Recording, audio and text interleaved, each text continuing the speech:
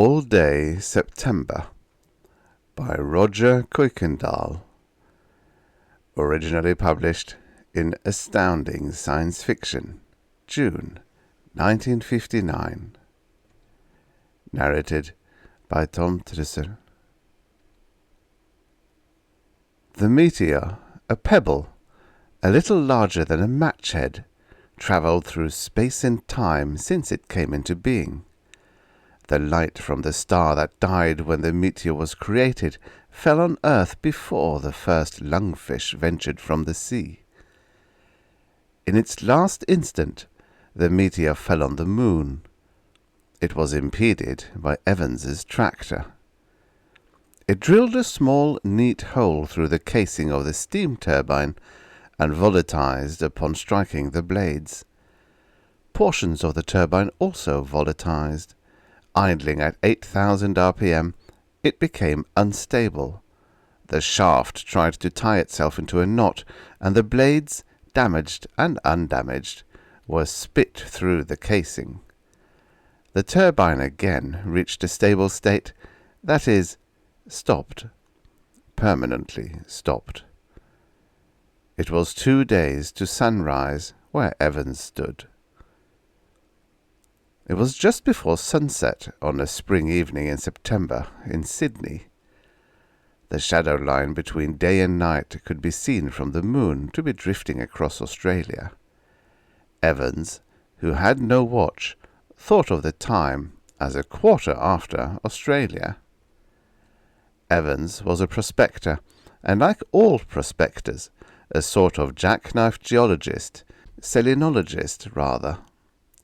His tractor and equipment cost $250,000. $50,000 was paid for. The rest was promissory notes and grubstake shares. When he was broke, which was usually, he used his tractor to haul uranium ore and metallic sodium from the mines at Potter's Dyke to Williamson Town, where the rockets landed. When he was flush, he would prospect for a couple of weeks. Once he followed a stampede to Yellow Crater, where he thought for a while that he had a fortune in chromium. The chromite petered out in a month and a half, and he was lucky to break even. Evans was about 300 miles east of Williamson Town, the site of the first landing on the moon. Evans was due back at Williamson Town at about sunset, that is, in about 16 days. When he saw the wrecked turbine, he knew that he wouldn't make it. By careful rationing, he could probably stretch his food out to more than a month. His drinking water, kept separate from the water in the reactor, might conceivably last just as long. But his oxygen was too carefully measured. There was a 4-day reserve. By diligent conservation, he might make it last an extra day. 4 days reserve, plus 1 is 5, plus 16 days normal supply equals 21 days to live. In 17 days he might be missed, but in 17 days it would be dark again, and the search for him, if it ever began, could not begin for 13 more days. At the earliest, it would be 8 days too late. "Well, man, 'tis a fine spot you're in now," he told himself. "Let's find out how bad it is indeed," he answered. He reached for the light switch and tried to turn it on. The switch was already in the on position. "Batteries must be dead," he told himself. "What batteries?" he asked. "There are no batteries in here. The power comes from the generator." "Why isn't the generator working, man?" he asked. He thought this one out carefully.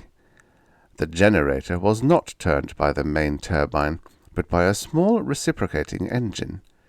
The steam, however, came from the same boiler, and the boiler, of course, had emptied itself through the hole in the turbine, and the condenser, of course.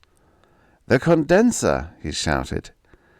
He fumbled for a while until he found a small flashlight. By the light of this he re-inspected the steam system and found about 3 gallons of water frozen in the condenser.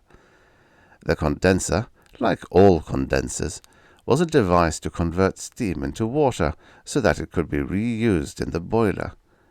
This one had a tank and coils of tubing in the center of a curved reflector that was positioned to radiate the heat of the steam into the cold darkness of space. When the meteor pierced the turbine, the water in the condenser began to boil.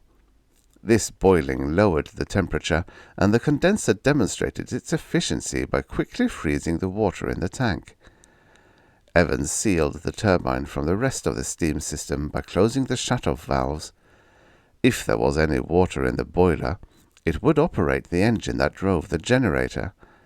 The water would condense in the condenser, and with a little luck, melt the ice in there. Then, if the pump wasn't blocked by ice, it would return the water to the boiler. But there was no water in the boiler.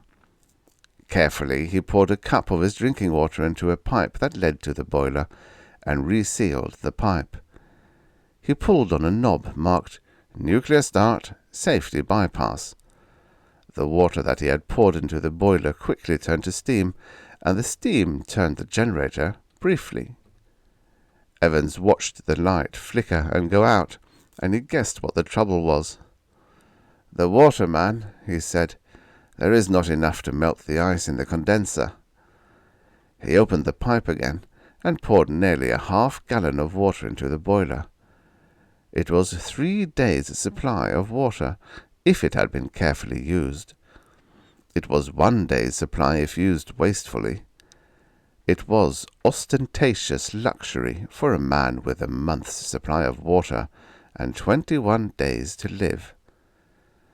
The generator started again, and the lights came on. They flickered as the boiler pressure began to fail, but the steam had melted some of the ice in the condenser, and the water pump began to function. "Well, man," he breathed, "there's a light to die by." The sun rose on Williamson Town at about the same time it rose on Evans. It was an incredibly brilliant disk in a black sky. The stars next to the sun shone as brightly as though there were no sun. They might have appeared to waver slightly if they were behind outflung corona flares. If they did, no one noticed. No one looked toward the sun without dark filters. When Director McIlroy came into his office, he found it lighted by the rising sun. The light was a hot, brilliant white that seemed to pierce the darkest shadows of the room. He moved to the round window, screening his eyes from the light, and adjusted the Polaroid shade to maximum density. The sun became an angry red-brown, and the room was dark again. McIlroy decreased the density again until the room was comfortably lighted. The room felt stuffy, so he decided to leave the door to the inner office open. He felt a little guilty about this, because he had ordered that all doors in the survey building should remain closed except when someone was passing through them. This was to allow the air conditioning system to function properly and to prevent air loss in case of the highly improbable meteor damage. McIlroy thought that on the whole he was disobeying his own orders no more flagrantly than anyone else in the survey. McIlroy had no illusions about his ability to lead men. Or rather, he did have one illusion. He thought that he was completely unfit as a leader. It was true that his strictest orders were disobeyed with cheerful contempt, but it was also true his mildest requests were complied with eagerly and smoothly. Everyone in the survey except McIlroy realized this, and even he accepted this without thinking about it. He had fallen into the habit of suggesting mildly anything that he wanted done, and writing orders he didn't particularly care to have obeyed. For example, because of an order of his stating that there would be no alcoholic beverages within the survey building, The entire survey was assured of a constant supply of homemade but passably good liquor. Even McIlroy enjoyed the surreptitious drinking. "Good morning, Mr. McIlroy," said Mrs. Garth, his secretary. Morning to Mrs. Garth was simply the first 4 hours after waking. "Good morning indeed," answered McIlroy. Morning to him had no meaning at all, but he thought in the strictest sense that it would be morning on the moon for another week. "Has the power crew set up the solar furnace?" he asked. The solar furnace was a rough parabola of mirrors used to focus the sun's heat on anything that it was desirable to heat. It was used mostly from sunup to sundown to supplement the nuclear power plant. "They went out about an hour ago," she answered. "I suppose that's what they were going to do." "Very good. What's first on the schedule?" "Mr. Phelps to see you," she said. "How do you do, Mr. Phelps?" McIlroy greeted him. "Good afternoon," Mr. Phelps replied. "I'm here representing the Merchants' Bank Association." "Fine," McIlroy said. "I suppose you're here to set up a bank." "That's right. I just got in from Muroc last night, and I've been going over the assets of the Survey Credit Association all morning." "I'm certainly glad to get them off my hands," McIlroy said. "I hope they're in good order." "There doesn't seem to be any profit," Mr. Phelps said. "That's par for a non-profit organization," said McIlroy. "But we're amateurs, and we're turning this operation over to professionals. I'm sure it will be to everyone's satisfaction." "I know this seems like a silly question. What day is this?"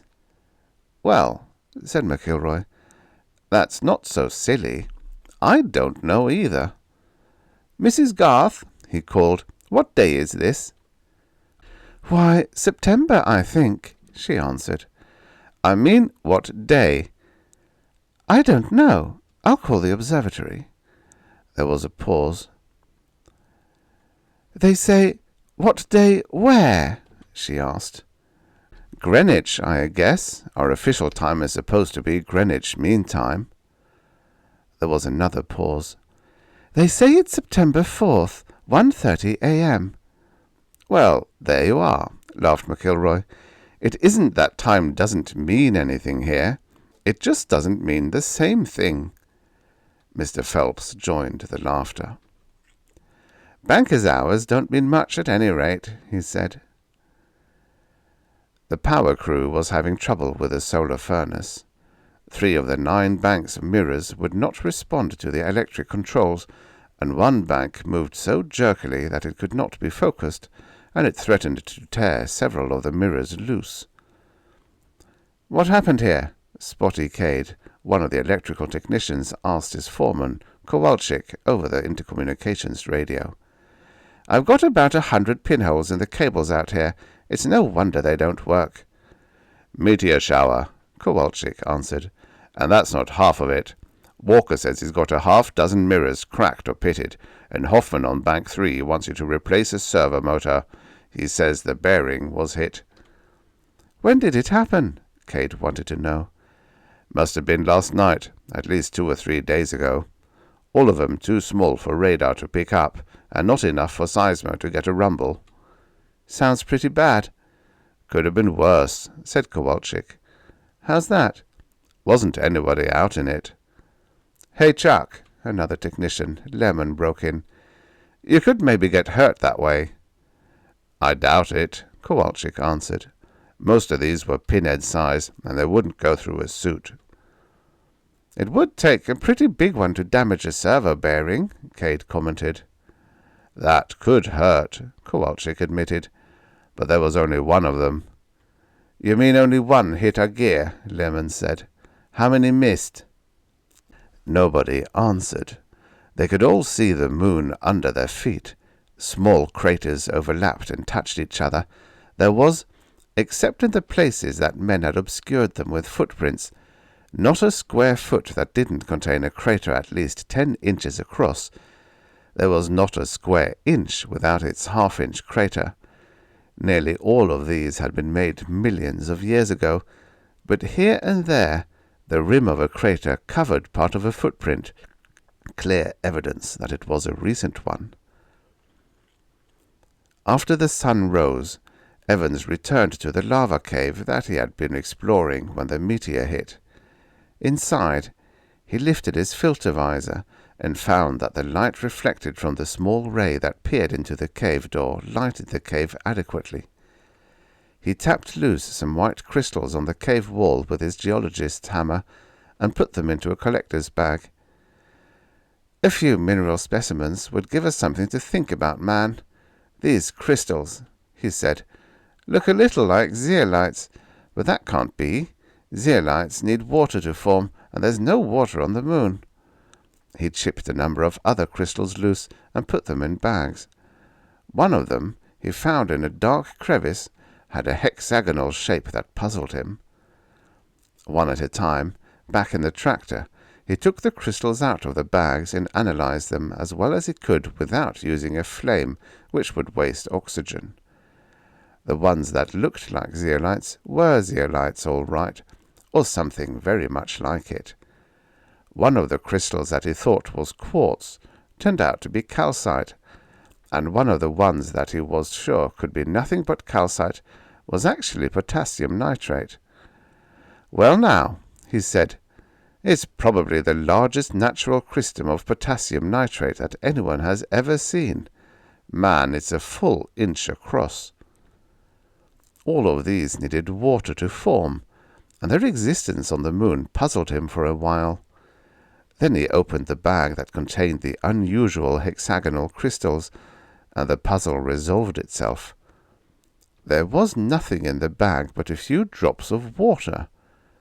What he had taken to be a type of rock was ice, frozen in a niche that had never been warmed by the sun. The sun rose to the meridian slowly. It was a week after sunrise. The stars shone coldly and wheeled in their slow course with the sun. Only Earth remained in the same spot in the black sky.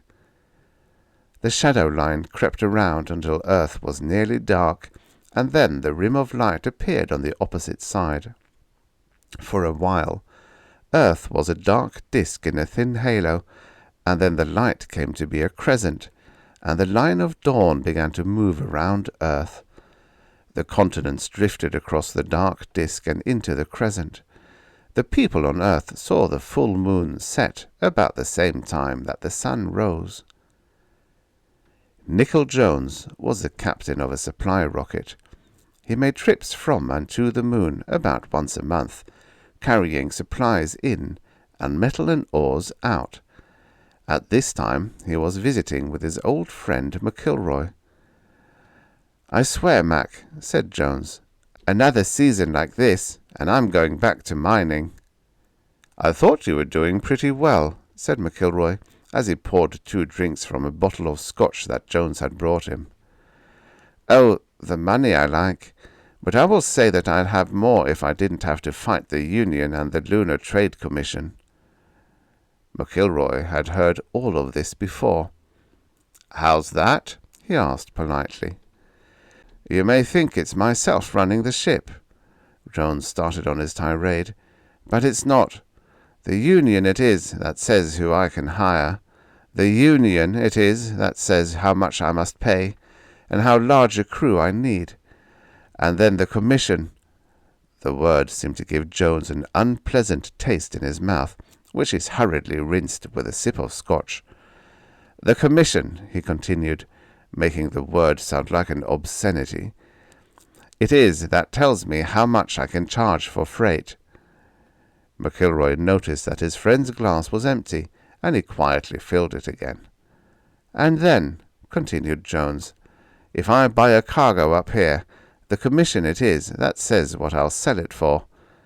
If I had my way, I'd charge only 50 cents a pound for freight instead of the $1.40 that the Commission insists on. That's from here to Earth, of course. There's no profit I could make by cutting rates the other way." "Why not?" asked McIlroy.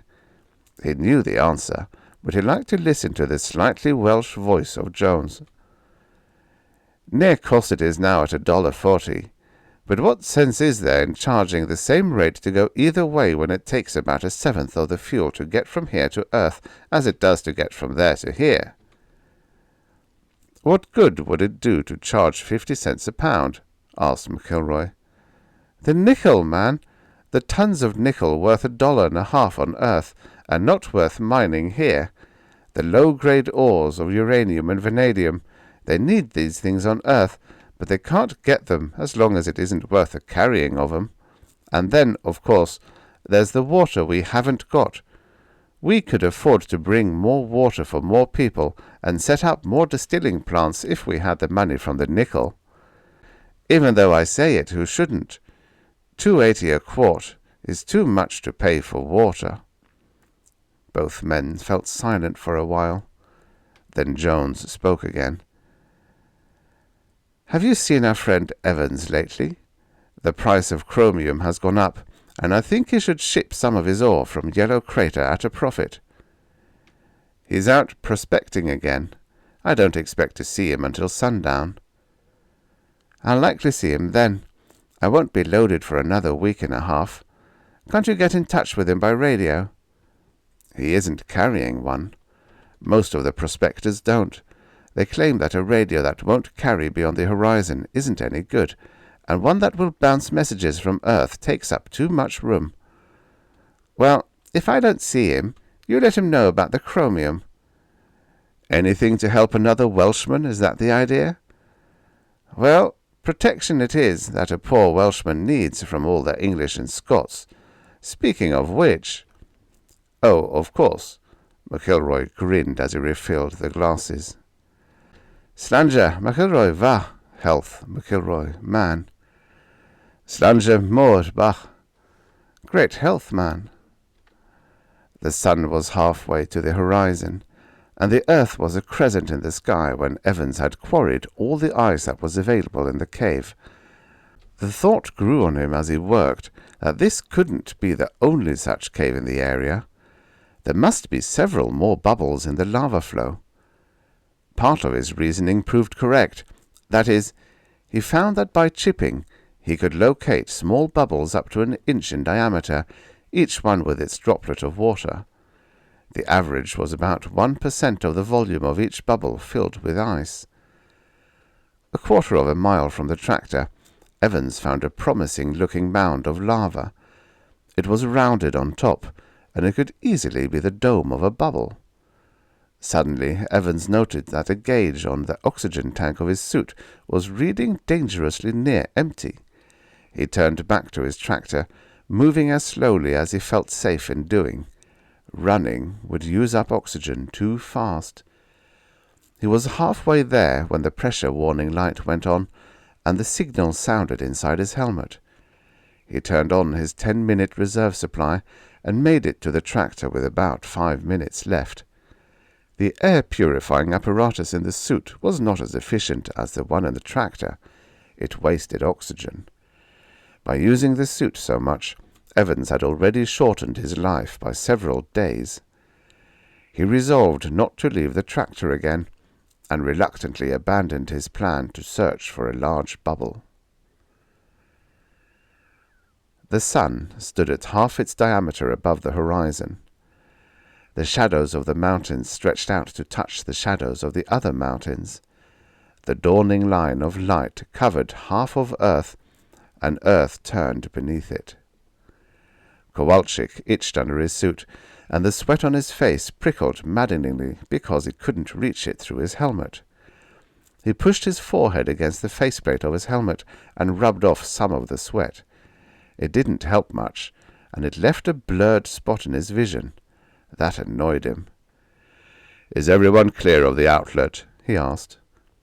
"All clear," he heard Cade report through the intercom. "How come we have to blow the boilers now?" asked Lemon. "Because I say so," Kowalczyk shouted, surprised at his outburst and ashamed of it. "Boiler scale," he continued, much calmer. "We've got to clean out the boilers once a year to make sure the tubes in the reactor don't clog up." He squinted through his dark visor at the reactor building, a grey concrete structure a quarter of a mile distant. "It would be pretty bad if they clogged up some night." "Pressure's 10.5 pounds, said Cade. "Right, let her go," said Kowalczyk. Cade threw a switch. In the reactor building, a relay closed. A motor started turning, and the worm gear on the motor opened a valve on the boiler. A stream of muddy water gushed into a closed vat. When the vat was about half full, the water began to run nearly clear. An electric eye noted that fact, and a light in front of Cade turned on. Cade threw the switch back the other way, and the relay in the reactor building opened. The motor turned, and the gears started to close the valve. But a fragment of boiler scale held the valve open. "Valve's stuck," said Cade. "Open it and close it again," said Kowalczyk. The sweat on his forehead started to run into his eyes. He banged his hand on his faceplate in an unconscious attempt to wipe it off. He cursed silently, and wiped it off on the inside of his helmet again. This time 2 drops ran down the inside of his faceplate.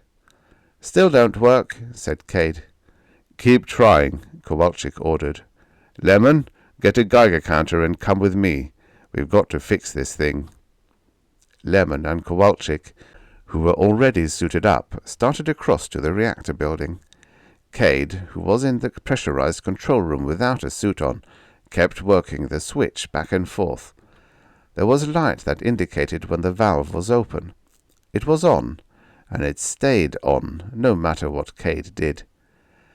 "The vat pressure's too high," Cade said. "Let me know when it reaches 6 pounds, Kowalczyk requested, "because it'll probably blow at 7.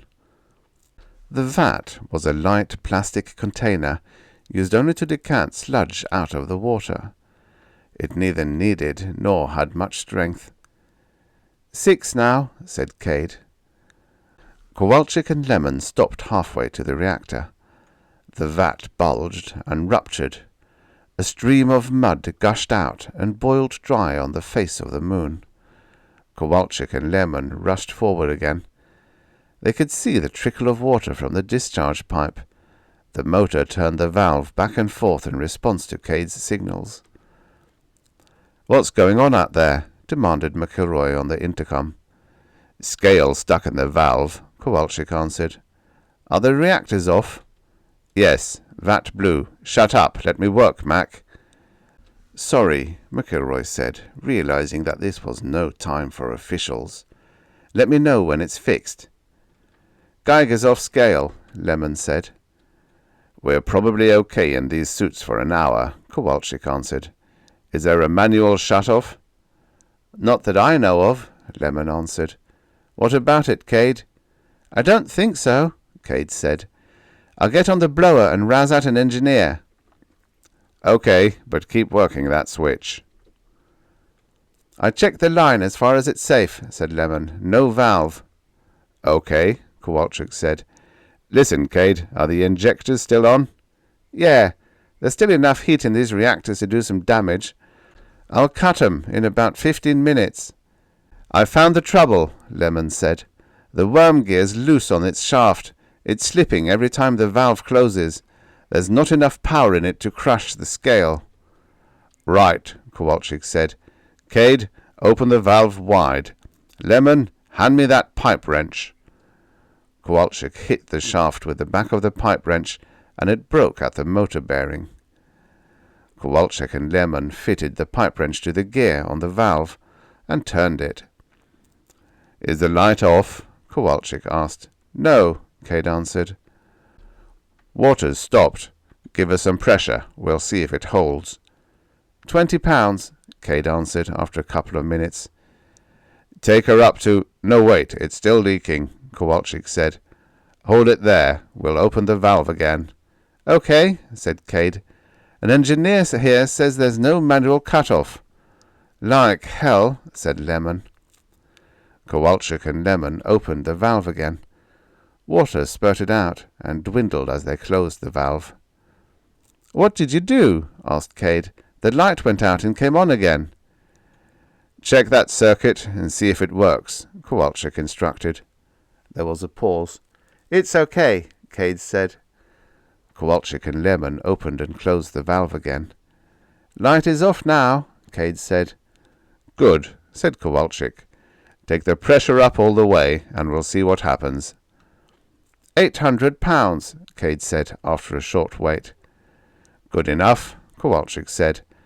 "Tell that engineer to hold up a while. He can fix this thing as soon as he gets parts. Come on, Lemon, let's get out of here." "Well, I'm glad that's over," said Cade. "You guys had me worried for a while." "Think we weren't worried?" Lemon asked. "And it's not over." "What?" Cade asked. "Oh, you mean the valve servo you two bashed up?" "No," said Lemon. "I mean the 2,000 gallons of water that we lost." 2,000? Cade asked. "We only had 700 gallons reserve. How come we can operate now?" "We picked up 1,200 from the town sewage plant. What with using the solar furnace as a radiator, we can make do." "Oh, God, I suppose this means water rationing again." "You're probably right, at least until the next rocket lands in a couple of weeks." Prospector feared lost on moon. IPP, Williamson Town, Moon, September 21st. Scientific Survey Director McIlroy released a statement today that Howard Evans, a prospector, is missing and presumed lost. Evans, who was apparently exploring the moon in search of minerals, was due 2 days ago, but it was presumed that he was merely temporarily delayed. Evans began his exploration on August 25th and was known to be carrying several days' reserve of oxygen and supplies. Director McIlroy has expressed a hope that Evans will be found before his oxygen runs out.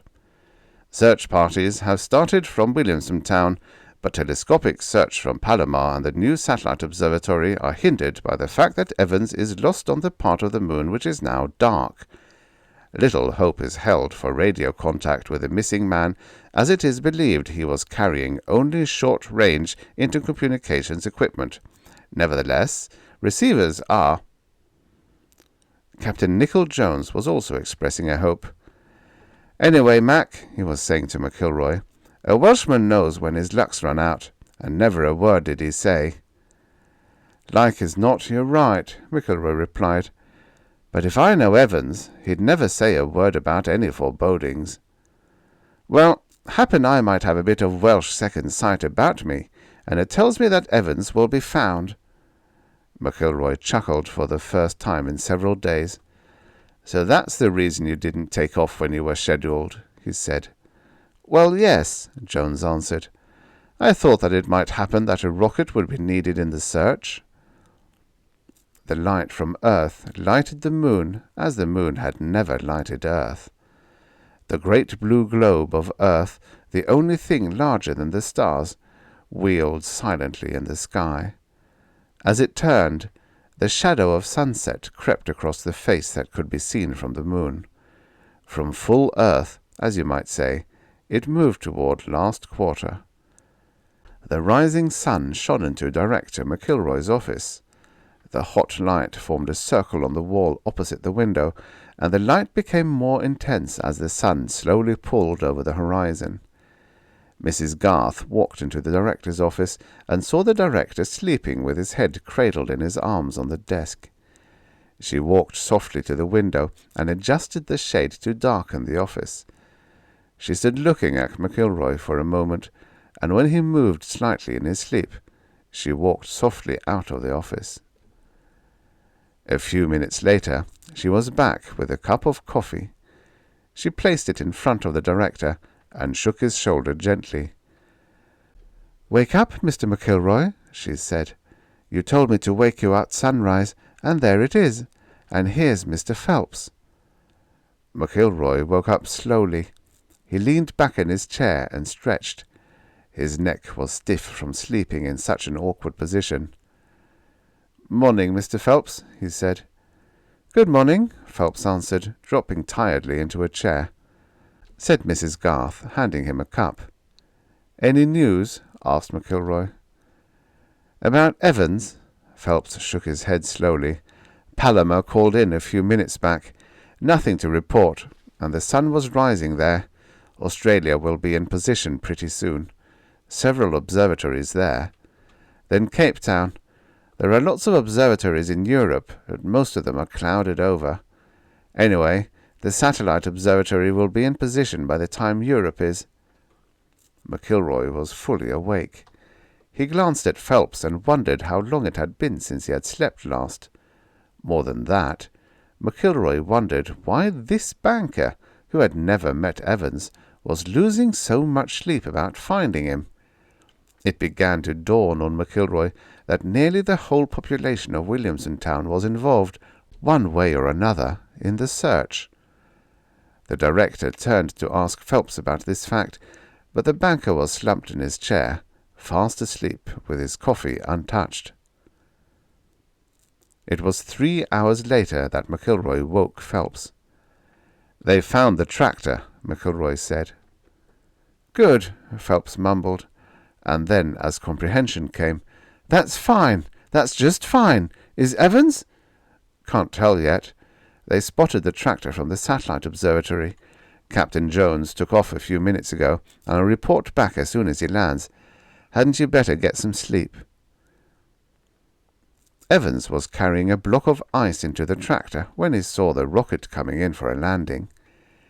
He dropped the block and stood waiting. When the dust settled from around the tail of the rocket, he started to run forward. The airlock opened, and Evans recognized the vacuum-suited figure of Nickel Jones. "Evans, man," said Jones' voice in the intercom. "Alive you are!" "A Welshman takes a lot of killing," Evans answered. Later, in Evans's tractor, he was telling his story. "And I don't know how long I sat there after I found the water." He looked at the Goldbergian device he had made out of wire and tubing. "Finally, I built this thing. These caves were made of lava. They must have been formed by steam sometime, because there's a floor of ice in all of them. The idea didn't come all at once. It took a long time for me to remember that water is made out of oxygen and hydrogen. When I remembered that, of course, I remembered that it can be separated with electricity. So I built this thing. It runs an electric current through water, lets the oxygen loose in the room, and pipes the hydrogen outside. It doesn't work automatically, of course, so I run it about an hour a day. My oxygen level gauge shows how long." "You're a genius, man," Jones exclaimed. "No," Evans answered. "A Welshman, nothing more." "Well then," said Jones, "are you ready to start back?" "Back?" "Well, it was to rescue you that I came." "I don't need rescuing, man," Evans said. Jones stared at him blankly. "You might let me have some food," Evans continued. "I'm getting short of that. And you might have someone send out a mechanic with parts to fix my tractor. Then maybe you'll let me use your radio to file my claim." "Claim?" "Sure, man. I've thousands of tons of water here. It's the richest mine on the moon." The end. Subscribe for your daily stories of futures past. You know, many of these stories were written in a time where 50 years ago was in the future.